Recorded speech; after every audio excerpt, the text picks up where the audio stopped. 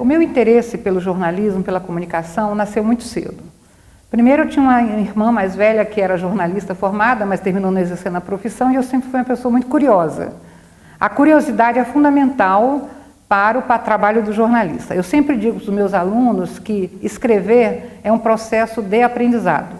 Você vai desenvolvendo e aprimorando com o tempo. Mas o repórter, ele tem que ser um perguntador nato.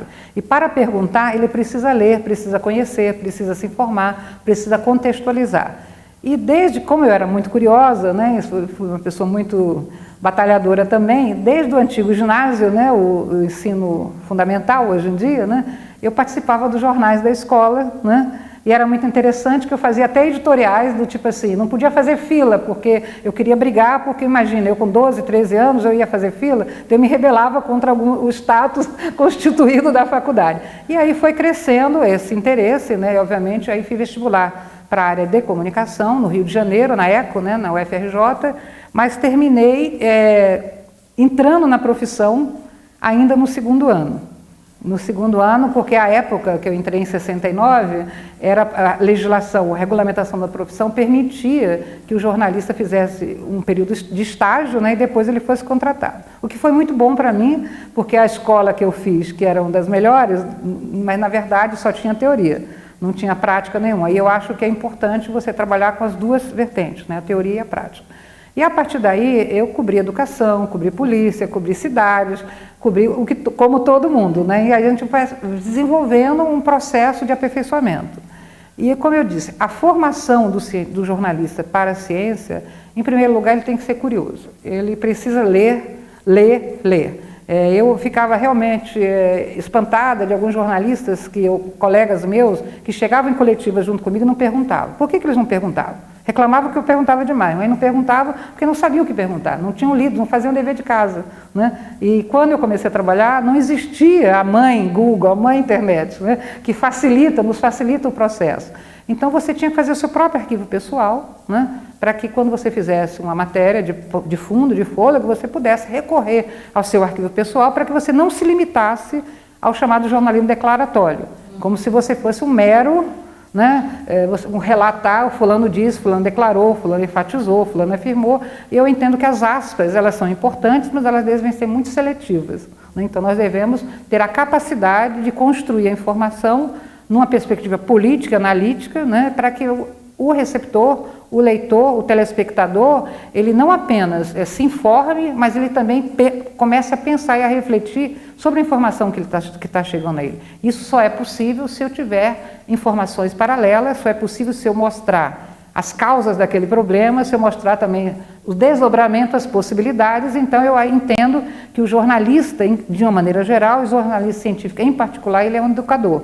Muitos colegas discordam de mim.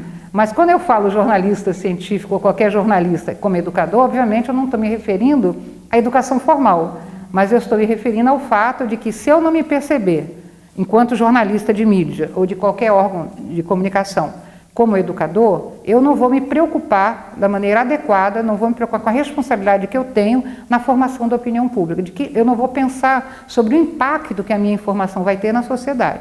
Então eu preciso ter uma percepção desse papel educativo para que eu possa dar a real dimensão e a amplitude que tem a minha informação e como ela vai se reverberar no público em geral. Quando eu morava no Rio, quando eu trabalhei no Diário de Notícias, antes que já se encerrou, e também trabalhei na revista Pais e Filhos, eu acho que cada área tem uma emoção diferente, né? Uma vez eu fiz uma matéria com uma atriz famosa do Rio, que já tinha uma certa idade, talvez a que eu tenho hoje, na época eu tinha 20 anos, né? E ela morava em Santa Teresa e subia e descia escadas, e eu perguntei, nossa, mas como você tem tanta energia?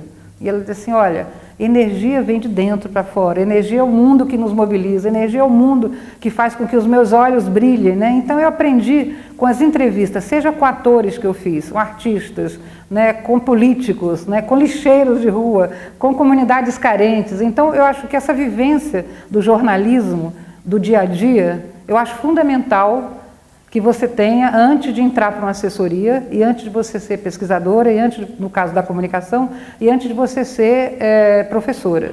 Porque é exatamente essa experiência, essa paixão que você tem pelo conhecimento é que vai determinar. Então eu não sei se existe uma matéria em particular, uma reportagem, que eu possa me lembrar que foi a reportagem que mais me mobilizou. Depende. No caso, eu entrevistei, por exemplo, o Chico Buarque de Holanda, né, que amei fazer matéria com ele. Obviamente, entrevistei pessoas como Grande Otelo. Tive a oportunidade, né, na época, de entrevistar pessoas de diferentes áreas do conhecimento, atores e atrizes, não apenas cientistas. E também cobri muita educação ainda no Rio de Janeiro. Então, eu acho que... E cobrei político, né? Entrevistei, por exemplo, o Maluf, né? Que escorrega para todos os lados, né? Então, é uma arte também. O exercício da entrevista, a arte da entrevista, faz com que você, aos poucos, vá aprendendo a lidar com as pessoas de mais diferentes... É uma psicologia, né? A lidar com as pessoas de mais diferentes maneiras, né? Então, existem aqueles que dizem que não disseram, que disseram de fato, mesmo que você tenha gravado. Existem aqueles que você tem que ter habilidade e psicologia para estar reformulando as mesmas questões de diferente maneira, para que ele consiga se colocar. Mas eu sempre defendi, em todas as entrevistas que eu fiz com diferentes pessoas, cientistas, políticos, etc. e tal, a ética. Eu acho que eu sou de uma geração... Eu tenho 66 anos, sou de uma geração de 68, né, movimento políticos e estudantil, em que eu acredito que o jornalismo não é apenas o ponto nem a chegada, o ponto de partida nem a chegada, é um meio. Ou seja, eu não vou, se eu percebo que o entrevistado meu, seja ele de que área do conhecimento for, ele derrapou por algum motivo, falou alguma bobagem, eu acho que cabe a mim, na minha responsabilidade social, na minha ética, entender que, na verdade, na oralidade, né, no discurso que ele faz, que não foi refletido adequadamente, de entender que aquilo não deve se transformar na manchete do dia, né? Então eu acho que, e com isso nós preservamos as fontes. Eu entendo que o fundamental não é fazer a manchete do dia, nem um furo, mas dar uma informação de interesse público e fazer com que as pessoas possam refletir sobre esse conhecimento. Eu acho que preservar as fontes é o papel principal do jornalismo.